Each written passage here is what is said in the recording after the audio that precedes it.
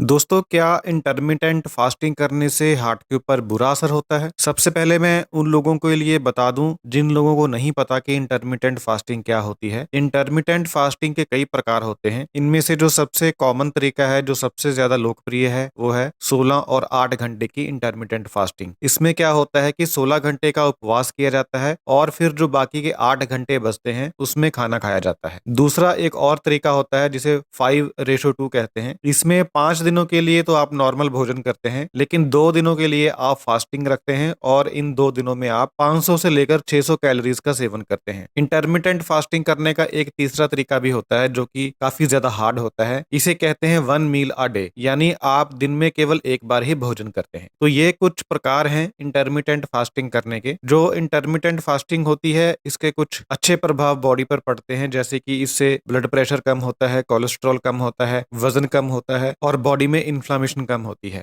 Science की दृष्टि से जो इंटरमिटेंट फास्टिंग है एक नया कंसेप्ट है। इसको 1 से लेकर 2 डिकेड का टाइम हुआ है, लेकिन जो हमारी भारतीय संस्कृति है उसमें हम सदियों से व्रत रखते आए हैं, फास्टिंग करते आए हैं। लेकिन साइंस इसे इंटरमिटेंट फास्टिंग के तौर पर यूज करती है और इसके ऊपर बहुत सारी स्टडीज हुई हैं। लेकिन आजकल कुछ ऐसी स्टडीज भी सामने निकल कर आई हैं जिसमें ये कहा गया है कि इंटरमिटेंट फास्टिंग के बॉडी के ऊपर कुछ नेगेटिव इफेक्ट भी हो सकते हैं। तो इसके हार्ट के ऊपर भी कुछ नेगेटिव इफेक्ट हो सकते हैं। तो आज के इस वीडियो में मैं आपको इन्हीं नेगेटिव इफेक्ट्स के बारे में बता रहा हूं और साथ में आपको मैं ये भी बताऊंगा कि आप इन नेगेटिव इफेक्ट्स को कैसे दूर कर सकते हैं। तो जो इंटरमिटेंट फास्टिंग होती है, हार्ट के ऊपर ये किस तरीके से बुरा असर डालती है, उसी के बारे में हम बात करेंगे। सबसे पहले इससे अरिदमिया की प्रॉब्लम हो सकती है। अरिदमिया का मतलब होता है कि दिल के धड़कने की जो लय है उसमें गड़बड़ी आ जाती है। या तो आपका दिल फास्ट धड़कने लगेगा या फिर स्लो धड़कने लगेगा। दिल की धड़कन में गड़बड़ी पैदा हो जाती है। इसका क्या कारण हो सकता है? सबसे पहले इसका कारण हो सकता है इलेक्ट्रोलाइट का इम्बैलेंस हो जाना। जब आप इंटरमिटेंट फास्टिंग करते हैं तो आपके शरीर में जो इलेक्ट्रोलाइट्स होते हैं उनका लेवल कम हो सकता है, जैसे कि पोटेशियम और मैग्नीशियम। ये जो इलेक्ट्रोलाइट्स होते हैं ये हार्ट की जो रिदम होती है, जो दिल के धड़कने की जो लय होती है, उसे बरकरार रखने में इंपॉर्टेंट रोल अदा करते हैं। तो अगर बॉडी में इलेक्ट्रोलाइट का बैलेंस गड़बड़ा जाए तो फिर इससे दिल की धड़कन भी गड़बड़ा सकती है। एक तो ये कारण हो सकता है। दूसरा इसका कारण हो सकता है डिहाइड्रेशन।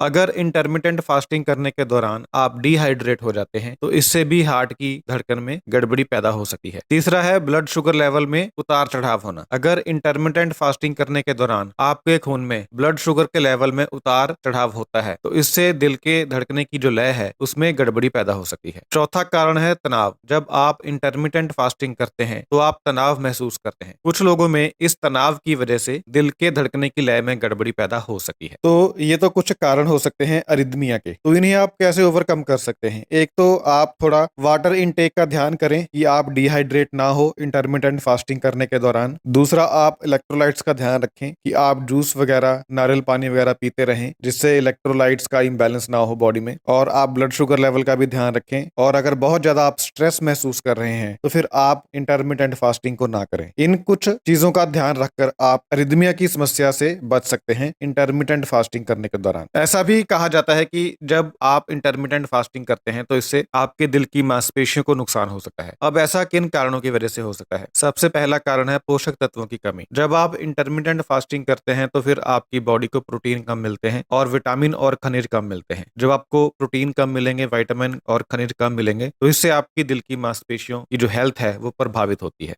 आपके दिल की मांसपेशियां कमजोर होती हैं। दूसरा होता है ऑक्सीडेटिव स्ट्रेस। जब आप इंटरमिटेंट फास्टिंग करते हैं तो इससे आपकी बॉडी में ऑक्सीडेटिव स्ट्रेस बढ़ सकता है। इससे भी आपकी दिल की मांसपेशियों को नुकसान पहुंच सकता है। इसके अलावा है इन्फ्लामेशन। इंटरमिटेंट फास्टिंग करने से आपकी बॉडी में इन्फ्लामेशन बढ़ सकती है। इससे दिल की मांसपेशियों को नुकसान पहुंच सकता है। तो सबसे पहले आप इस बात को समझ लीजिए कि इंटरमिटेंट फास्टिंग हर किसी व्यक्ति के लिए नहीं है। जो लोग किसी गंभीर बीमारी से जूझ रहे हैं या जो लोग सेंसिटिव हैं, वो हो सकता है कि इंटरमिटेंट फास्टिंग को सहन ना कर पाए। सबसे पहले इस बात को समझ लीजिए। 100% लोग इंटरमिटेंट फास्टिंग नहीं कर सकते। दूसरा, जो लोग इंटरमिटेंट फास्टिंग सक्सेसफुली कर रहे हैं वो इस बात का ध्यान रखें कि वो जो खाना खा रहे हैं उसमें वो उचित मात्रा में, पर्याप्त मात्रा में सभी पोषक तत्वों को शामिल करें। यानी उनकी जो डाइट है वो बैलेंस्ड होनी चाहिए, जिसमें हाई प्रोटीन हो, विटामिन हो, खनिज हो, जैसे कि आप फ्रूट्स खाएं, सैलड खाएं, दाल खाएं, सब्जी खाएं। तो इस बात का ध्यान रखें कि आपकी जो डाइट है वो अच्छी हो ताकि पोषक तत्वों की कमी ना हो। अगर आप इन सब चीजों का ध्यान रखते हैं तो आप काफी हद तक इंटरमिटेंट फास्टिंग से होने वाले जो नुकसान है उनसे आप बच सकते हैं। और अगर आपको इंटरमिटेंट फास्टिंग करने के दौरान दिल की धड़कन में बदलाव महसूस हो, या आपको सीने में दर्द महसूस हो, या आपको सांस लेने में तकलीफ हो, या आपको चक्कर आए, या आपको बेहोशी आए, तो आपको तुरंत इसे बंद कर देना चाहिए और अगर जरूरत महसूस हो तो आपको मेडिकल हेल्प भी लेनी चाहिए। Thank you so much.